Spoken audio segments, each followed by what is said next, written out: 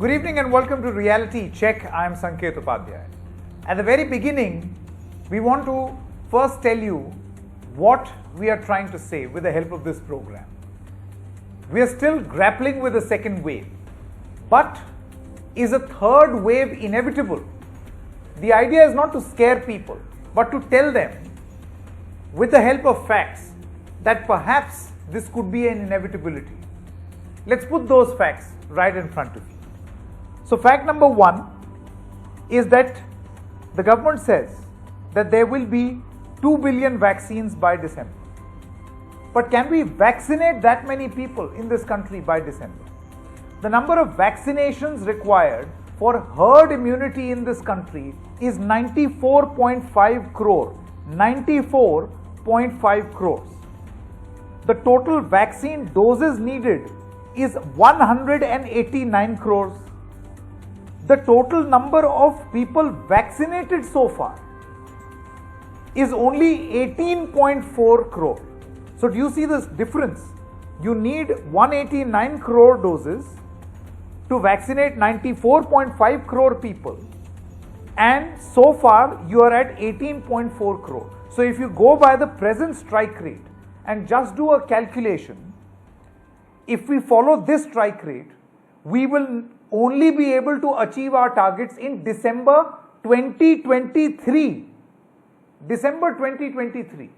And by then, you speak to any virologist, you speak to any epidemiologist, they will tell you that this is not enough to contain another wave.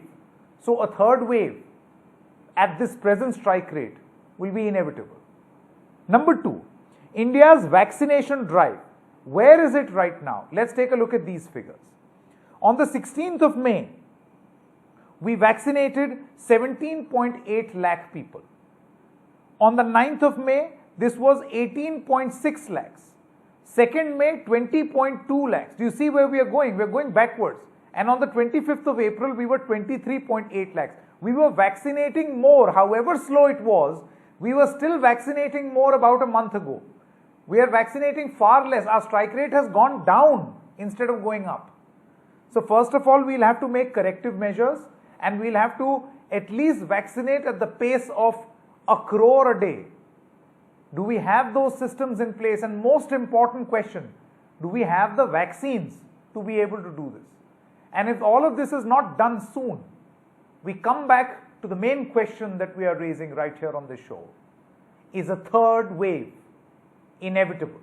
That's the question that we are asking. Let's put that question to our guests as well. Joining us right now is Dr. Navneet Vig. He's the HOD of Medicine and Chairman of the COVID Task Force at the All India Institute of Medical Sciences. Dr. Vig, thank you so much for joining us. My first question to you is, do you feel that somewhere, and these statistics reveal the picture, we've faltered in our vaccination drive? How soon do you think we need to course correct once, if we believe the government's claim that the vaccines will be available? So thank you for inviting me, and I would like to respond. It is a broad-based strategy which needs to be worked on. It is not one formula solution. So can we eradicate the virus? We cannot eradicate the virus. Can we make this virus a common flu? You know, we have common flu, which is influenza, which is happening. Can it be there? Right now, it is not there. It is not a common flu, right? So you talked about strike rate.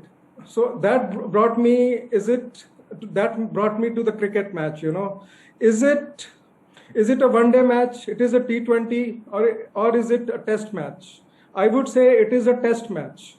You have to, and in a test match, whether it is T20, whether it is one day, you have to keep eye on the ball. So we have to keep our eye on the ball.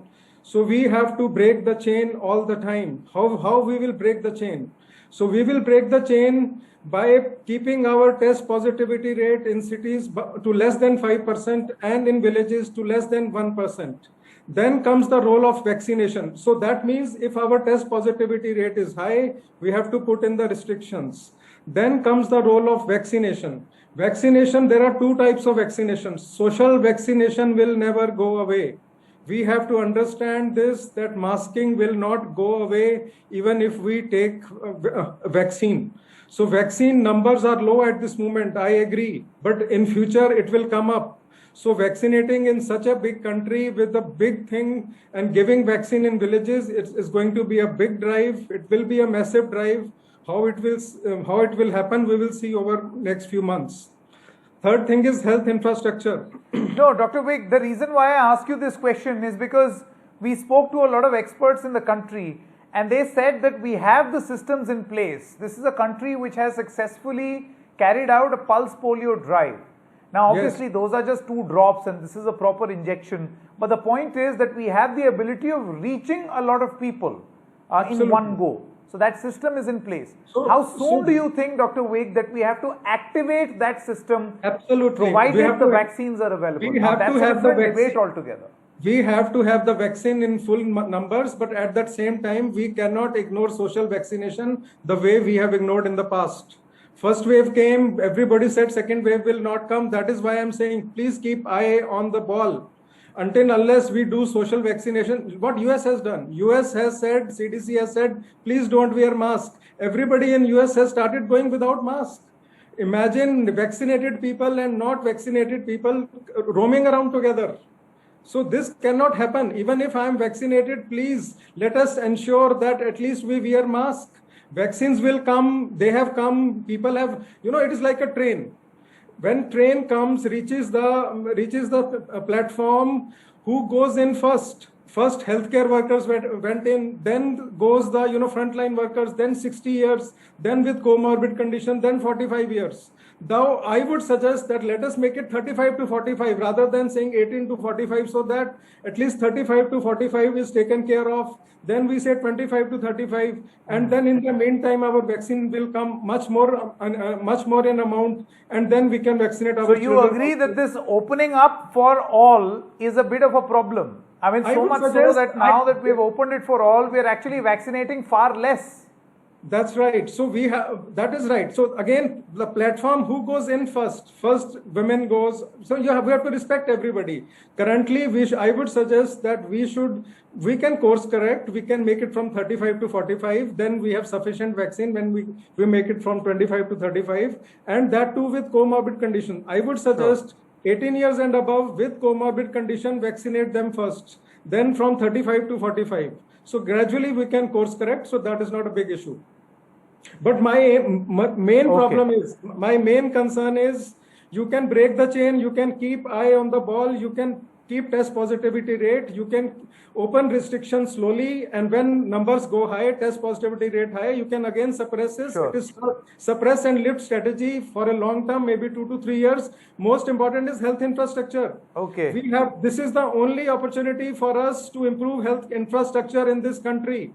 It has to be improved at district level. I'm talking. Yeah, but then Dr. Vig, you are talking about things that that require a structural change. Yes, we do. It's about time that we focus more on healthcare. No. But the point is, you need a vaccination drive, and really fast, provided vaccines are available. That is what I'm saying. But Dr. Vig, it is a broad sum strategy which we have to look at, and health infrastructure, improving district hospitals, is the main game. Improving PHC, improving CHC is the main game. If we improve them, then these patients don't come to Delhi or Bombay, to big cities. They can be taken care in local hospitals. And this, you see, we have NEET exam for post-graduation. 1.7 lakh doctors are there who are appearing, but number of seats is 40,000. So in these are ripe doctors who can work in these places, in districts. So we can use these 1.75 lakh doctors, because NEET is now postponed. We can use them, we can give them incentive, and we can make these districts hospital as postgraduate institutes very fast. Sure. I think that's a very important point that you're making. You have good primary healthcare centers, and that's going to take care of the viral load eventually reaching big hospitals and putting strain on our healthcare apparatus. Thank you very much, Dr. Vig, for joining us. We would also like to introduce Dr. V. Ravi, Head of the Department of Neurovirology at NIMHANS. We also have Dr. Abhijit Chaudhary. He is the Chief Mentor of the COVID Care Network and Advisor to the Bengal government on COVID. Thank you very much. Dr. Ravi, I want to come to you. Straight up, do you feel that a third wave is just inevitable. The manner in which our vaccination drive has faltered, let's admit it has faltered, and no matter how fast we may course correct, we'll still not be able to miss this iceberg. Sanket, thank you for having me on the show. I am one of the people who believes we should learn from history and what is happening around us.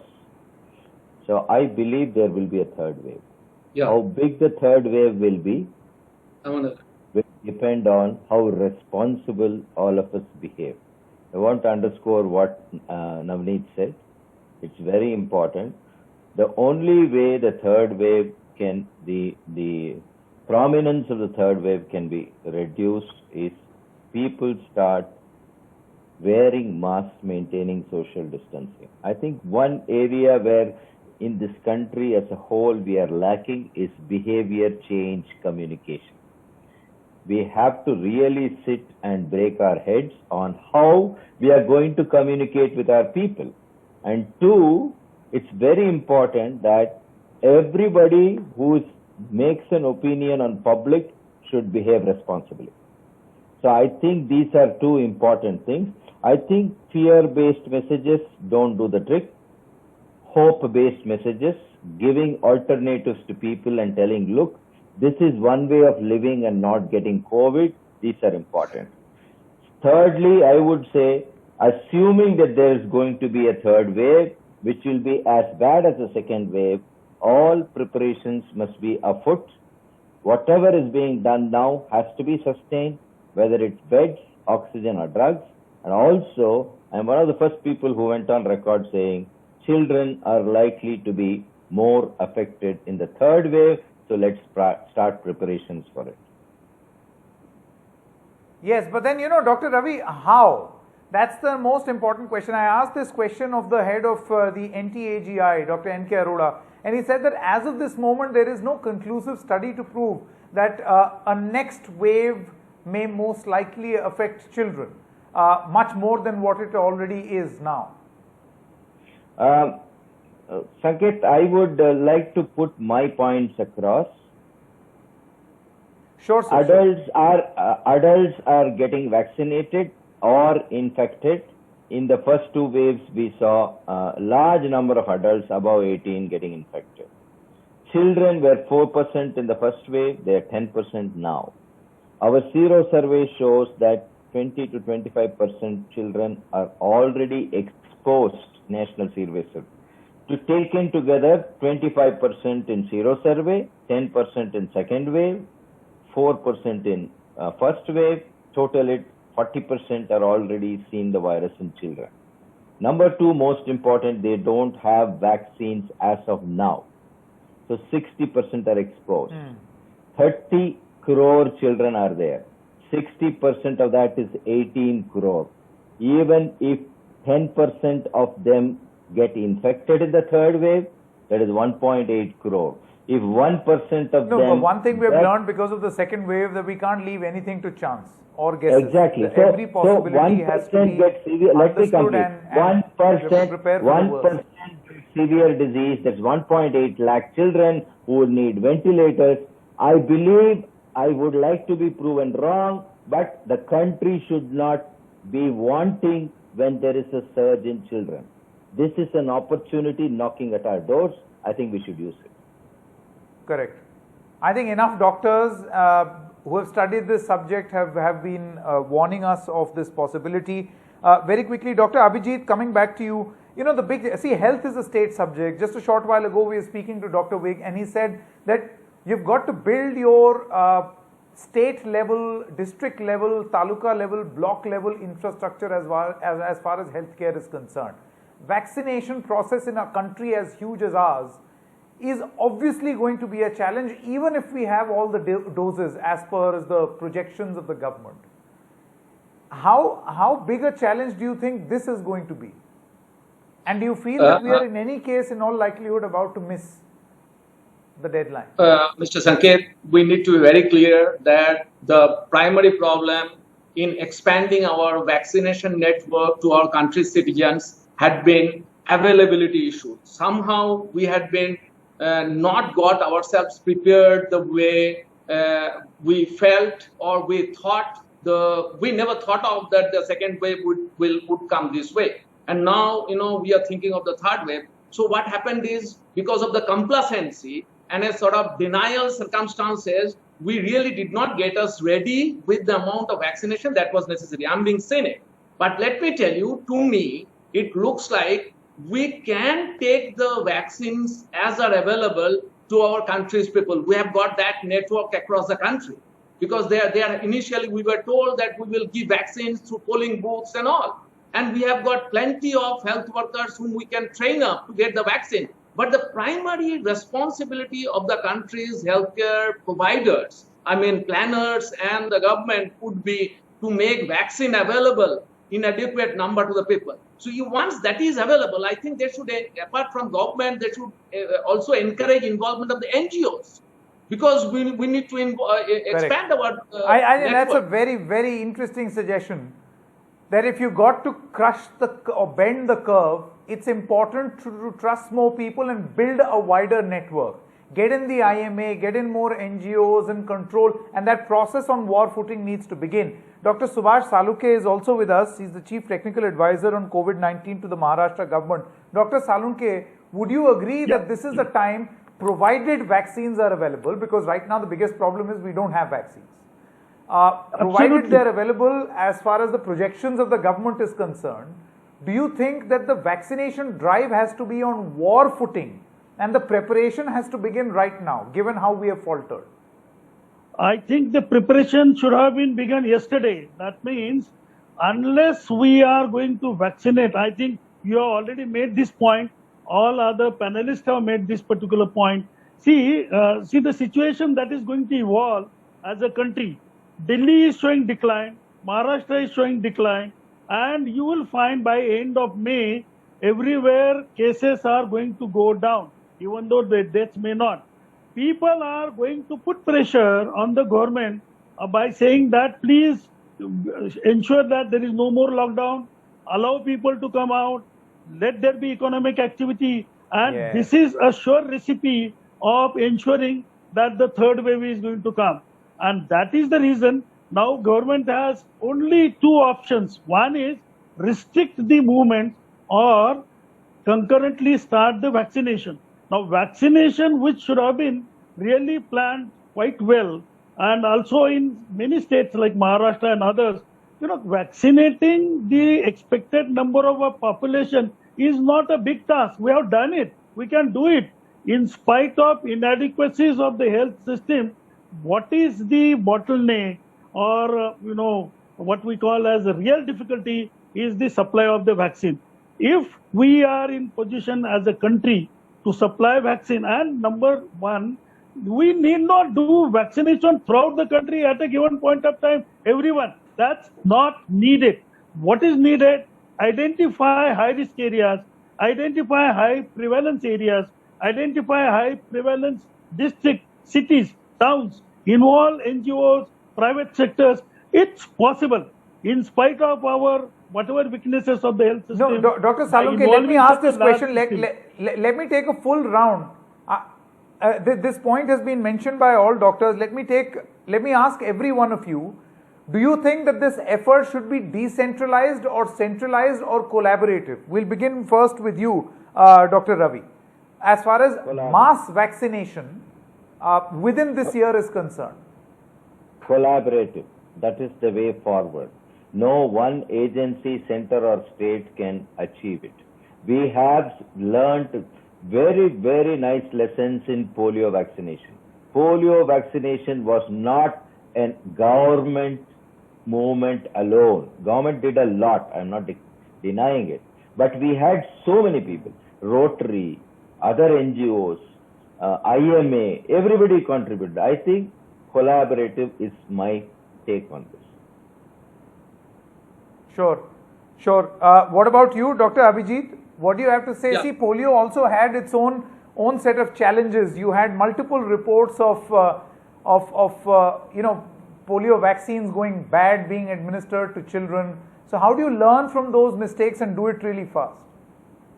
No, I strongly feel that government of India should take the lead, but at the same time, the state governments and other network of participatory organizations should be taken into the ambit, and it should be collaborative the way that government of India gets the lead, but it should trickle down to the villages with strong participation from even the panchayat level functionaries and the Anganwadi workers, ASHA workers, and even the informal sector healthcare workers. I've been requesting the planning commission advisor also that we have got a large chunk of informal sector healthcare workers who are there in the villages. So we need to implement that, then integrate them into the action also. So unless you expand your network to every village, you are never going to succeed in taking your vaccination drive deep to the villages. And your rural India is the hardest hit right now. We are not calculating the waves there. We are calculating the waves the way it's happening in Delhi, in Chennai, in Calcutta, in Bangalore, in Hyderabad. Correct. But let me tell you, Correct. we are having our villages being wiped out by COVID. So we need to think more focused way about our villages instead of only the towns and cities which are in front of our eyes.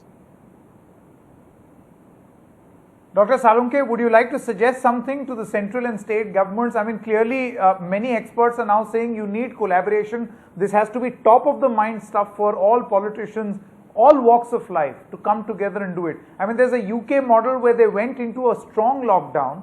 There were much smaller population, but they're vaccinating continuously while the lockdown is on to contain the waves. Now, we don't have that luxury in India.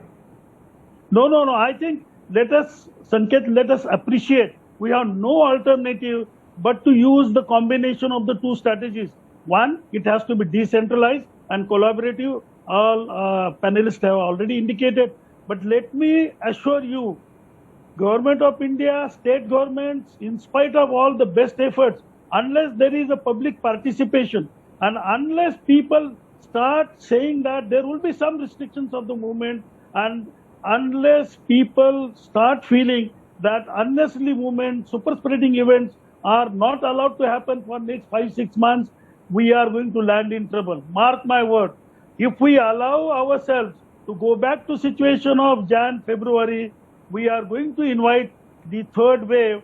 Whatever you do, unless we complete the at least 60% of the population vaccinated in 3-4 months and concurrently put restrictions on the movements.